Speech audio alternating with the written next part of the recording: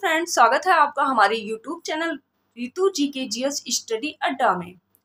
Friend, आज का हमारा नया चैप्टर है सार्वत्रिक गुरुत्वाकर्षण, यूनिवर्सल ग्रेविटेशन। फ्रेंड, अब हम इसी चैप्टर के बारे में पढ़ेंगे जब तक ये चैप्टर खत्म नहीं हो जाता। हमने पिछले चैप्टर को मतलब दृढ़ पिंड की घूर्णन गति को अच्छे से पढ़ा के फिनिश कर दिया है। फिर भी आपको अगर ऐसा लगे कि कहीं कोई टॉपिक छूट रही है तो आप हमें कमेंट बॉक्स में ज़रूर बोलें, ज़रूर पूछें। हम उस टॉपिक को भी अच्छे से बताने का प्रयास करेंगे जिससे आपको वो टॉपिक भी अच्छे से समझ में आ जाए। और लेकिन हमें तो लगा कि हम पूरा पढ़ा दिए हैं। वैसे हमने वो चैप्टर बहुत अच्छे से पढ़ा के ख़त्म कर दिया है। फिर भी अगर कहीं छूटा हो तो आप लोग कमेंट बॉक्स में ज़रूर पूछेगा, हम उसको और भी अच्छे से बताने का प्रयास करेंगे। तो आज से हमारा यही चैप्टर चलेगा, यूनिवर्सल ग्रेविटेशन। तो देखिए फ्रेंड, हम लोग यूनिवर्सल ग्रेविटेशन में क्या क्या पढ़ेंगे। पहले हम इसमें पढ़ेंगे भूमिका। इसकी भूमिका क्या है, यूनिवर्सल ग्रेविटेशन की भूमिका क्या है, ये पढ़ेंगे। फिर हम पढ़ेंगे केपलर के ग्रह संबंधित नियम। केपलर के ग्रह संबंधित जो नियम है उसके द्वितीय नियम और तृतीय नियम को कैसे पढ़ेंगे ये हम बता रहे हैं। उसके द्वितीय नियम को क्षेत्रफलीय वेग तथा कोणीय संवेग दोनों के आधार पर हम बताएंगे। और तृतीय नियम में हम आपको बताएंगे आवर्तकाल का वर्ग दीर्घवृत्तीय कक्षा के अर्ध दीर्घ अक्ष के घन के अनुक्रमानुपाती होता है। फिर हम आपको बताएंगे न्यूटन का गुरुत्वाकर्षण नियम। फिर हम आपको बताएंगे इसके बाद सार्वत्रिक गुरुत्वाकर्षण स्थिरांक, गुरुत्वीय क्षेत्र की तीव्रता, पृथ्वी तल पर पृथ्वी का गुरुत्वीय त्वरण तथा सार्वत्रिक गुरुत्वाकर्षण स्थिरांक के साथ उसका क्या संबंध है, इसके बारे में बताएंगे। फिर हम बताएंगे पृथ्वी तल के ऊपर जाने पर तथा पृथ्वी के भीतर जाने पर पृथ्वी के गुरुत्वीय त्वरण में परिवर्तन। फिर हम आपको बताएंगे पृथ्वी की घूर्णन गति का पृथ्वी तल पर गुरुत्वीय त्वरण पर प्रभाव। इसके बाद हम आपको बताएंगे गुरुत्वीय स्थितिज ऊर्जा और गुरुत्वीय विभव। इस चैप्टर में हम इतना पढ़ेंगे और बहुत अच्छे से पढ़ेंगे क्योंकि हमारा इस चैप्टर में इतना ही है। तो फ्रेंड, आइए अब हम पढ़ते हैं, क्या जानते हैं इसकी भूमिका।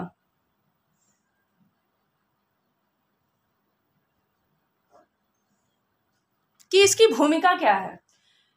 तो देखिए फ्रेंड, हम अपने आरंभिक जीवन में ही सभी पदार्थों के पृथ्वी की ओर आकर्षित होने की प्रकृति को जान लेते हैं। हम अपने आरंभिक जीवन में ही सभी पदार्थों के पृथ्वी की ओर आकर्षित होने की प्रकृति को जान लेते हैं। जो भी वस्तु ऊपर फेंकी जाती है वह पृथ्वी की ओर गिरती है। पहाड़ से जब हम नीचे उतरते हैं तो जल्दी उतर जाते हैं, और जब हम ऊपर चढ़ते हैं तो उसमें हमें बहुत थकान महसूस होती है। और देखिए, ऊपर बादलों से वर्षा की बूंदें पृथ्वी की ओर गिरती हैं तथा ऐसी अन्य सी बहुत सी परिघटनाएं हैं। इतिहास के अनुसार इटली के भौतिक वैज्ञानिक, इटली के क्या है, इटली के भौतिक विज्ञानी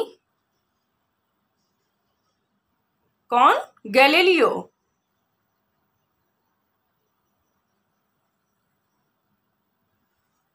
गैलीलियो ने इस तथ्य को मान्यता प्रदान की कि सभी पिंड चाहे उनके द्रव्यमान कुछ भी हो।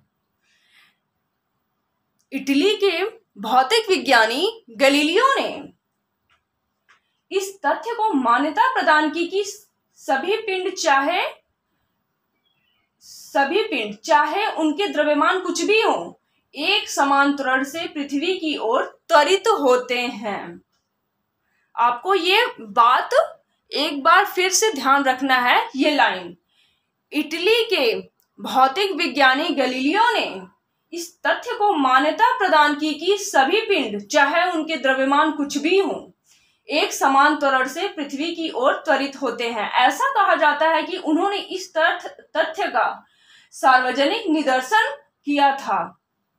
उन्होंने इस तथ्य का सार्वजनिक निदर्शन किया था। यह कहना चाहे सत्य भी न हो, परंतु यह निश्चित है कि उन्होंने आनत समतल पर लौटनी पिंडों के साथ कुछ प्रयोग करके गुरुत्वीय त्वरण का एक मान प्राप्त किया था जो बाद में किए गए प्रयोगों द्वारा प्राप्त अधिक यथार्थ मानों की काफी निकट था। ये हमारी रही भूमिका, किसकी भूमिका? सार्वत्रिक गुरुत्वाकर्षण की गुरुत्वाकर्षण की भूमिका थी, जो हमने आपको बता दिया था। अब हम आपको बताएंगे ग्रह, उपग्रह तथा सौर परिवार से क्या तात्पर्य है।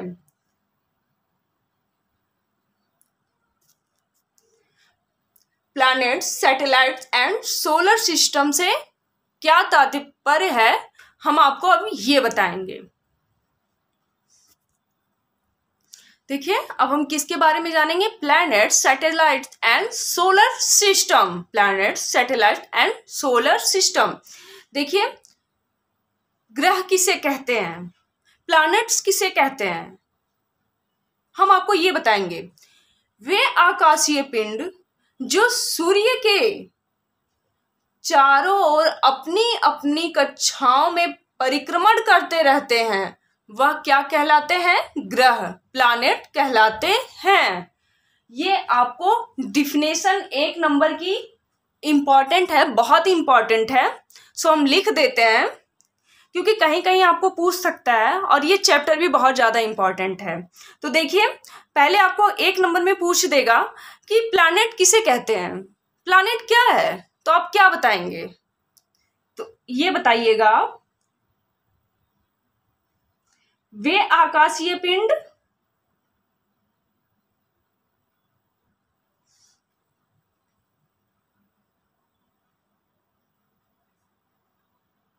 वे आकाशीय पिंड जो सूर्य के चारों ओर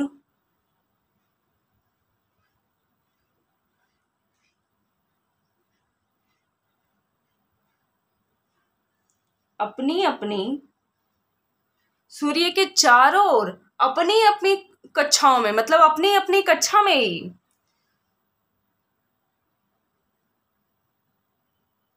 ऑर्बिट्स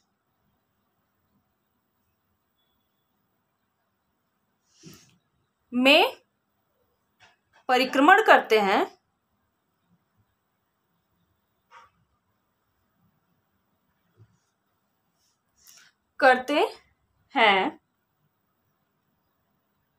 वे क्या कहलाते हैं?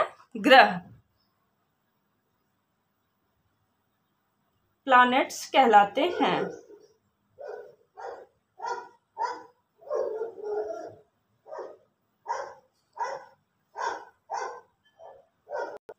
देखिए, सूर्य से दूरी के बढ़ते क्रम में यह ग्रह क्रमशः Budh, Mercury, Shukra, Venus, Prithvi, Earth, Mangal, Mars, Brihaspati, Jupiter, Shani, Saturn, Arun, Uranus तथा वरुण, नेपच्यून है। इस प्रकार इनमें बुध सूर्य के सबसे अधिक समीप है तथा वरुण सबसे अधिक दूर है।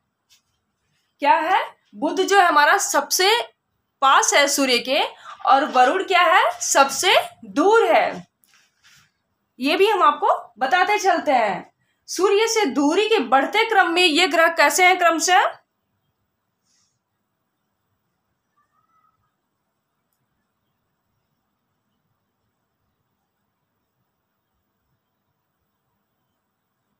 बढ़ते क्रम में ये ग्रह क्रमशः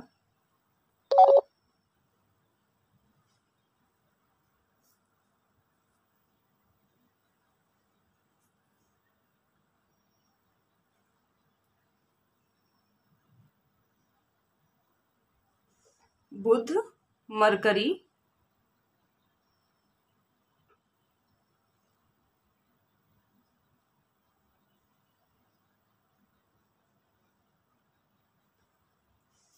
शुक्र, वीनस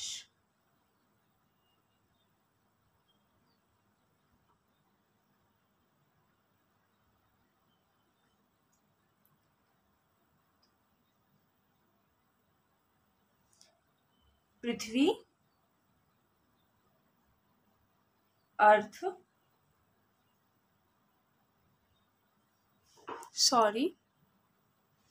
ई, मंगल,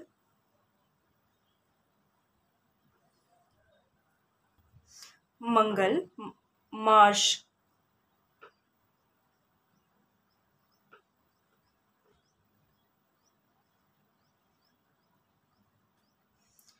और क्या है, बृहस्पति,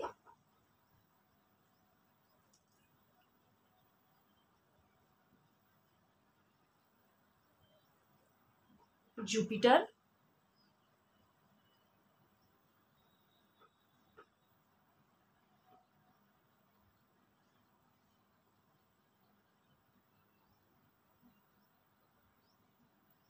शनि,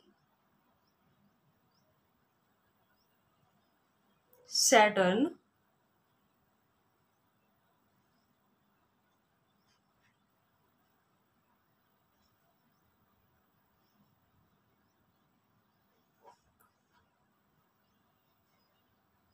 अरुण। ये हमारे ग्रह हैं। क्या? बुध, शुक्र, पृथ्वी, मंगल, बृहस्पति, शनि, अरुण, वरुण, ये हमारे ग्रह हैं जो सूर्य से क्रमशः दूरी पर क्या है, स्थित है, समीप है, या जो भी इनके मतलब ऐसे क्रमशः दूरी पर ये उनके चक्कर लगाते हैं। अरुण, यूरेनस,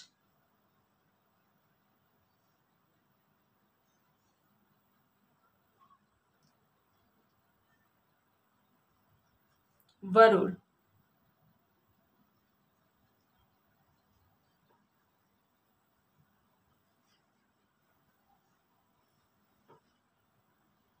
नेपच्यून,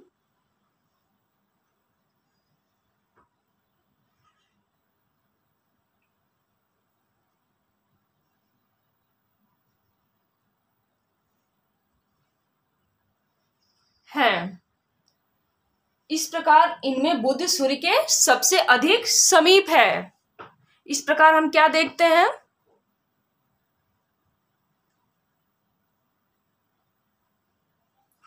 इस प्रकार इनमें बुध सूर्य के सबसे अधिक समीप है।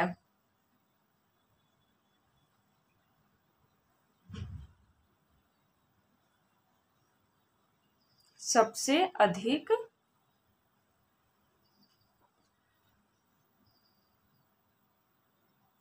समीप है, तथा वरुण क्या है, सबसे अधिक दूर है।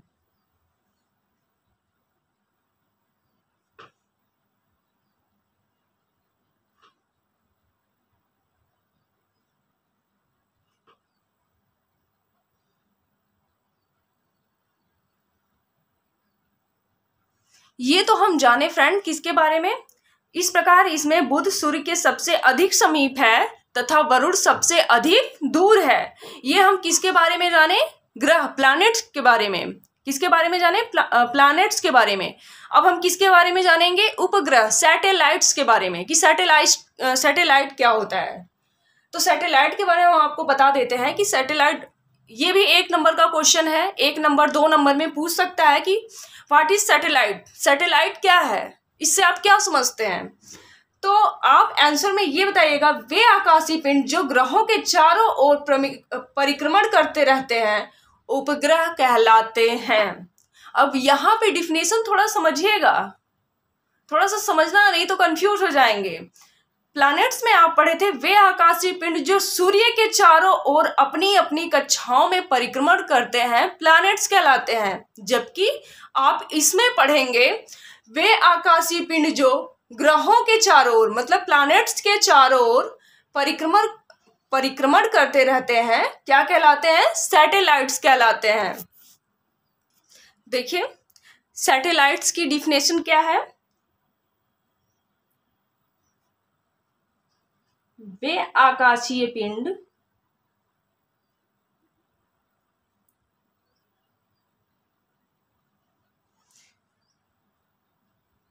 जो ग्रहों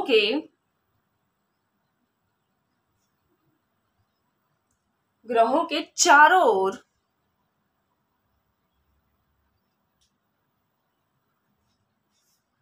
चारों ओर परिक्रमण करते हैं,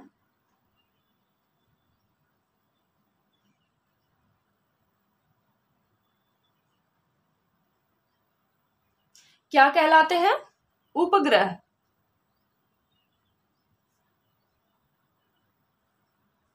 सैटेलाइट्स कहलाते हैं। सैटेलाइट अभी उपग्रह है, इसलिए सैटेलाइट। उपग्रहों होता तो हम सैटेलाइट्स करते। हमने एस गलत ही लिख दिया था। सैटेलाइट कहलाते हैं। अब देखिए, जैसे चंद्रमा पृथ्वी के चारों ओर परिक्रमण करता है, अतः यह पृथ्वी का एक उपग्रह हुआ। इस प्रकार बृहस्पति जुपिटर के 16, शनि सैटर्न के 22 से अधिक, अरुण यूरेनस के 15, मंगल मार्स के 2 तथा वरुण नेपच्यून के 8 उपग्रह, बुध मरकरी तथा शुक्र वीनस का कोई उपग्रह नहीं है। क्या हमने आपको बताया? बृहस्पति जुपिटर के 16, शनि सैटर्न के 22 से अधिक, अरुण यूरेनस के 15, मंगल मार्स के 2 तथा वरुण नेपच्यून के 8 उपग्रह हैं। बृहस्पति के कितने उपग्रह हैं? 16 हैं। शनि सैटर्न के 22 उपग्रह हैं। अरुण के 15, मंगल मार्स के 2 तथा वरुण नेपच्यून के 8 उपग्रह हैं। बुध मरकरी शुक्र वीनस का कोई उपग्रह नहीं है। ये भी हम आपको अच्छे से लिख के बता देते हैं, क्योंकि ये बहुत ही इंपॉर्टेंट टॉपिक चल रही है आपकी।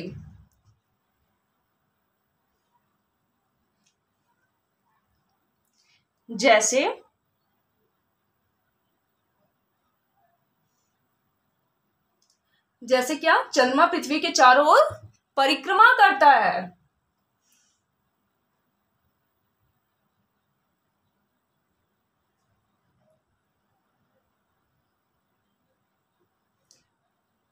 चंद्रमा पृथ्वी के चारों ओर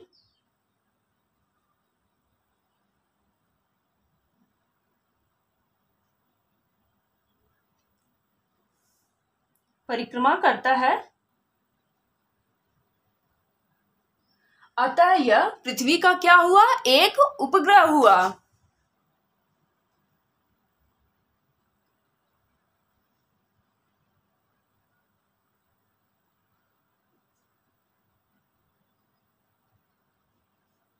पृथ्वी का एक उपग्रह है, सैटेलाइट है। अब इसी तरह देखिए, इसी प्रकार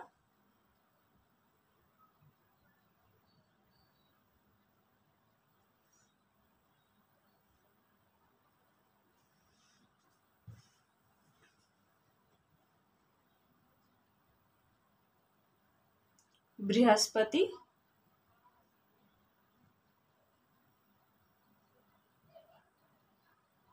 जुपिटर के 16 के क्या है? 16 उपग्रह हैं। शनि, सैटर्न,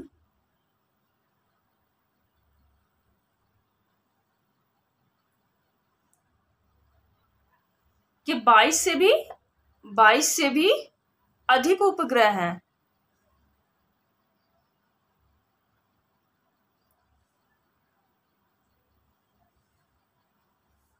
अरुण,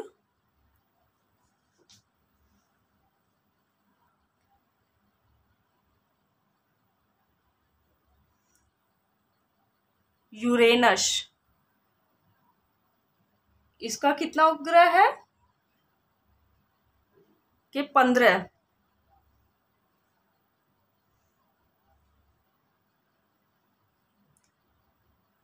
मंगल, मार्स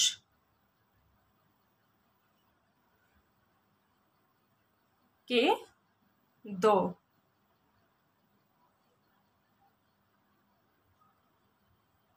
तथा वरुण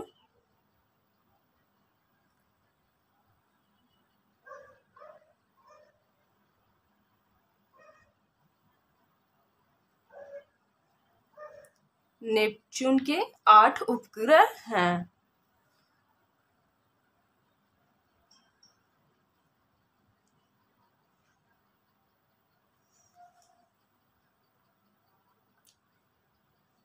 इसमें देखिए, बृहस्पति जुपिटर के 16, शनि सैटर्न के 22 से भी अधिक, अरुण यूरेनस के 15, मंगल मार्स के 2 तथा वरुण नेपच्यून के 8 उपग्रह हैं। लेकिन बुध, मरकरी तथा शुक्र, वीनस का कोई उपग्रह नहीं है।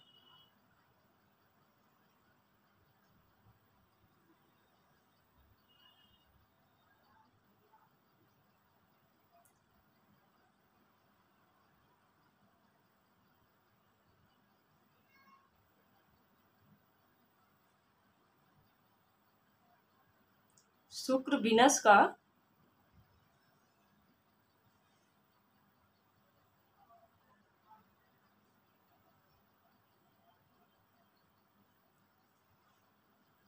कोई उपग्रह नहीं है।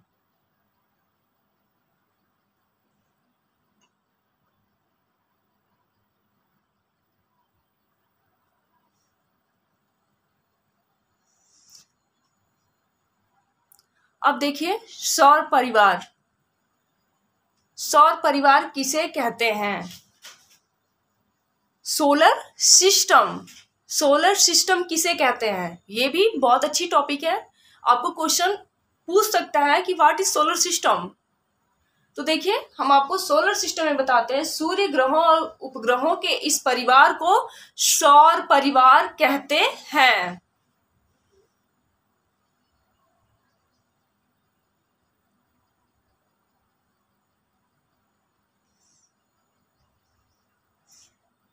सूर्य ग्रहों और उपग्रहों के इस परिवार को क्या कहते हैं? सौर परिवार कहते हैं।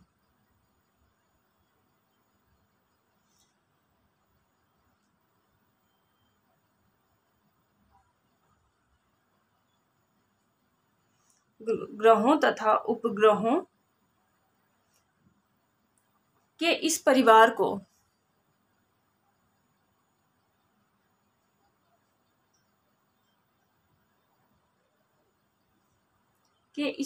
को क्या कहते हैं? सौर परिवार।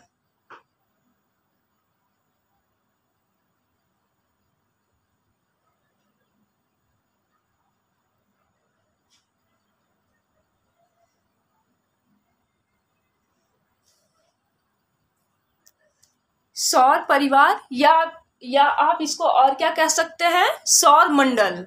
कभी कभी आपको कंफ्यूज करने के लिए ये भी पूछ देगा कि सौर मंडल किसे कहते हैं। तो आप कहेंगे कि हमने तो सोलर सिस्टम के बारे में पढ़ा था, मतलब कि सौर परिवार के बारे में पढ़ा था, तो ये सौर मंडल कहाँ से आ गया? तो देखिए, सौर परिवार को ही सौर मंडल भी कहते हैं। इसको आप अच्छे से जान लीजिए कि सौर परिवार या सौर मंडल कहते हैं। या आप इसको काट देते हैं हम, सौर परिवार या सौर मंडल सोलर सिस्टम कहते हैं।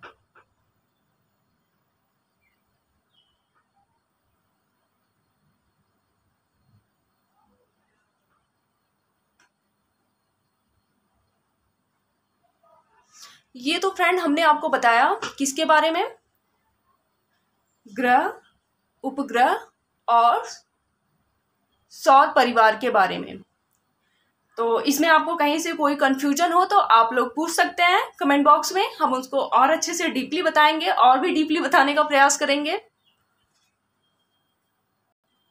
तो देखिए फ्रेंड, आज की वीडियो में हम आपको इतना ही बताएंगे। आज की टॉपिक हमारी यहीं ख़त्म होती है। नेक्स्ट टॉपिक में हम आपको बताएंगे केपलर के ग्रह संबंधित गतिकी नियम या केपलर का नियम हम आपको बताएंगे। तो क्या बताएंगे? अगर कंफ्यूज है, मुझे बोलने में थोड़ा सा हिचकिचाहट है, तो आप लोग एक बार और जो है कि सुन लीजिए। कल हम आपको बताएंगे केपलर के ग्रहों की गति संबंधित नियम, मतलब पढ़ाएंगे केपलर्स लॉ। कल हम आपको पढ़ाएंगे केपलर्स लॉ। और आज की हमारी टॉपिक बस यहीं तक है। अगर आपको वीडियो अच्छी लगे तो आप लोग लाइक और कमेंट जरूर करिएगा, जिससे मुझे और अच्छे से साहस मिले और मैं और अच्छी अच्छी वीडियो आप लोगों के लिए लेके आ पाऊँ, जिससे आप लोग समझें, पढ़ें और एग्जाम्स में अच्छे नंबर से पास हो जाएं। तो friend, thank you for watching this video. Bye, मिलते हैं नेक्स्ट वीडियो में।